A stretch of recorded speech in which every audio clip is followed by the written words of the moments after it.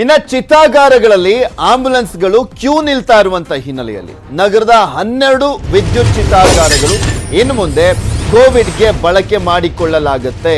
12 ವಿದ್ಯುತ್ ಚಿತಾಗಾರಗಳನ್ನು ಕೂಡ ಇನ್ನು ಮುಂದೆ ಕೋವಿಡ್ಗೆ ಬಳಕೆ ಮಾಡಿಕೊಳ್ಳಲಾಗುತ್ತೆ. ಅಂದ್ರೆ ಒಂದು ಆತಂಕ ಏನಂದ್ರೆ 12 ಚಿತಾಗಾರಗಳನ್ನ ರೆಡಿ ಮಾಡಿದ್ದಾರೆ ಅಂದ್ರೆ ದಿನೇ ದಿನ ಆ ಒಂದು ಸಾವಿನ ಸಂಖ್ಯೆನೂ ಕೂಡ ಏರಿಕೆ ಆಗ್ತಾ ಹೋಗುತ್ತೆ. ಆ ಒಂದು ವರದಿ ಕೂಡ ತಜ್ಞರು ಕೊಟ್ಟಿರುವಂಥದ್ದು. ಸೊ ಆ ಸಾವಿನ ಸಂಖ್ಯೆಯನ್ನು ಹೇಗಾದರೂ ಮಾಡಿ ನಿಯಂತ್ರಣ ಮಾಡುವಂಥ ಕೆಲಸ ಮಾಡಬೇಕಾಗಿದೆ. ಓಕೆ, ತೊಂದರೆ ಆಗಬಾರ್ದು ಅಂತ ಚಿತಾಗಾರಗಳನ್ನು ರೆಡಿ ಮಾಡಿದ್ದಾರೆ. ಆದರೆ ಆ ಸಾವಿನ ಸಂಖ್ಯೆಯನ್ನು ತಡೆಗಟ್ಟುವಂಥ ನಿಟ್ಟಿನಲ್ಲಿ ಸರ್ಕಾರ ಬೇಗ ತ್ವರಿತಗತಿಯಲ್ಲಿ ಆ ಸಮಸ್ಯೆಗೆ ಪರಿಹಾರವನ್ನು ಹುಡುಕುವಂಥ ನಿಟ್ಟಿನಲ್ಲಿ ಮುಂದಾಗಬೇಕಾಗಿದೆ. ಯಾಕೆಂದರೆ ಇಲ್ಲಿ ICU ಸಿಗದಂಥ ಹಿನ್ನೆಲೆಯಲ್ಲಿ, ವೆಂಟಿಲೇಟರ್ ಸಿಗದಂಥ ಹಿನ್ನೆಲೆಯಲ್ಲಿ ಸಾವನ್ನಪ್ತಾ ಇರುವಂಥವರ ಸಂಖ್ಯೆನೇ ಈಗ ಜಾಸ್ತಿ ಆಗ್ತಾ ಇರುವಂಥದ್ದು. ಚಿತಾಗಾರಗಳ ಮುಂದಿದ್ದಂಥ ಕ್ಯೂ ಅನ್ನು ತಪ್ಪಿಸಲಿಕ್ಕೆ BBMP 12 ಚಿತಾಗಾರಗಳನ್ನು ತೆಗೆದಿರುವಂಥದ್ದು.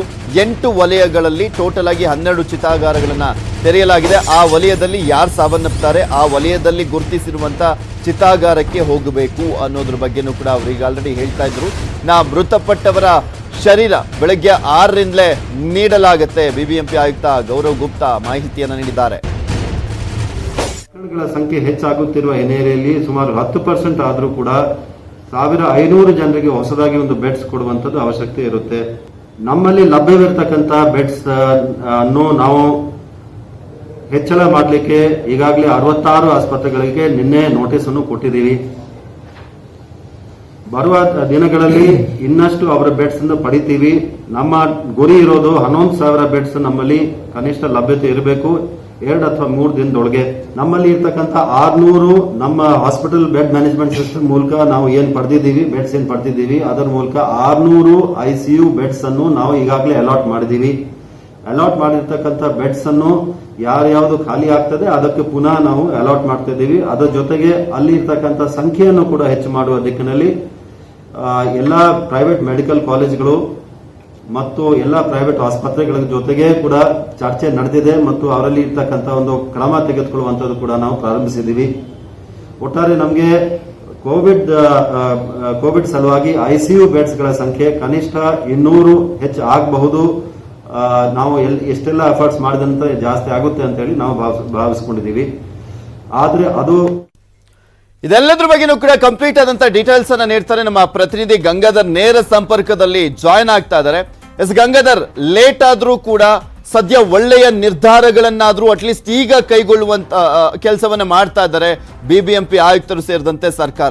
ಸೊ ಈಗ ಅವ್ರು ಹೇಳ್ದಂತೆ ಈಗ ICU ಬೆಡ್ಗಳ ವ್ಯವಸ್ಥೆ ಇಲ್ಲದಂತ ಹಿನ್ನೆಲೆಯಲ್ಲಿ ICU ಆಸ್ಪತ್ರೆ ತೆರಲಿಕ್ಕೆ ಮುಂದಾಗಿದ್ದಾರೆ. ಮತ್ತು ಒಂದ್ ಕಡೆ ನೋಡಲ್ ಆಫೀಸರ್ಸ್ಗಳನ್ನ ಕೂಡ ಈಗ ಆಲ್ರೆಡಿ ನ್ಯೂನ್ಯತೆಗಳನ್ನ ಸರಿ ಮಾಡಲಿಕ್ಕೆ ಮುಂದೆ ಬಿಡ್ತಾ ಇರುವಂತದ್ದು, ಚಿತಾಗಾರಗಳ ಸಮಸ್ಯೆಗಳನ್ನ ಕೂಡ ಬಗೆಹರಿಸ್ತಾ ಇದ್ದಾರೆ. ಇದೆಲ್ಲ ಯಾವ ರೀತಿಯಾಗಿ ಅನುಷ್ಠಾನಕ್ಕೆ ಬರ್ತಾ ಇದೆ, ಯಾವ ರೀತಿಯಾಗಿ ಮ್ಯಾನೇಜ್ ಮಾಡ್ತಾ ಇದ್ದಾರೆ?